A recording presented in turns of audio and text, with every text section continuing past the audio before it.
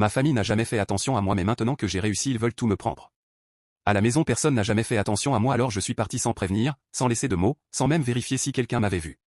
Je savais que personne ne s'en rendrait compte tout de suite. Et j'avais raison. Partir n'a pas été un acte courageux, juste une conséquence logique. Pendant plusieurs jours, personne n'a appelé. Puis plusieurs semaines. Quand enfin quelqu'un a demandé où j'étais, la question est restée suspendue dans l'air, sans urgence, sans inquiétude réelle. Je n'étais déjà plus une priorité. Les années suivantes ont été les plus dures de ma vie. J'ai enchaîné les petits boulots, les logements temporaires, les sacrifices silencieux. Mais pour la première fois, chaque pas en avant venait de moi.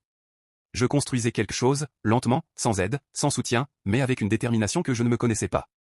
Petit à petit, ma situation s'est améliorée. Un travail stable. Une vraie indépendance. Une vie que je n'aurais jamais cru possible quand j'étais encore dans cette maison. Ma famille, elle, faisait partie du passé. On se parlait rarement.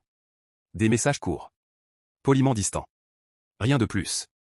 Jusqu'au jour où mon père m'a appelé. Il n'a pas pris de nouvelles. Il est allé droit au but. Il m'a expliqué qu'il venait de découvrir que mon compte bancaire était encore relié à une ancienne autorisation parentale, mise en place quand j'étais plus jeune. Une simple erreur, selon lui. Une erreur qui leur donnait encore un accès total.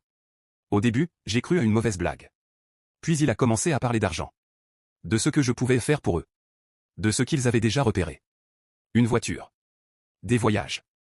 Des dépenses qu'ils n'avaient jamais pu se permettre avant. Quand j'ai refusé, le ton a changé.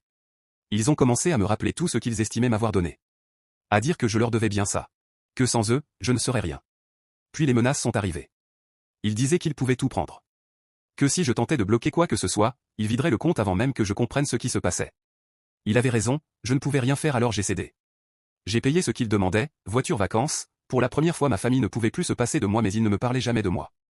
Seulement de ce qu'ils voulaient. Ils profitaient sans honte. Ce qu'ils ne savent pas, c'est que pendant que je faisais semblant d'obéir, j'enregistrais tout. Les montants. Les dates. Les messages. Les menaces à peine déguisées. Je répondais calmement, presque docilement.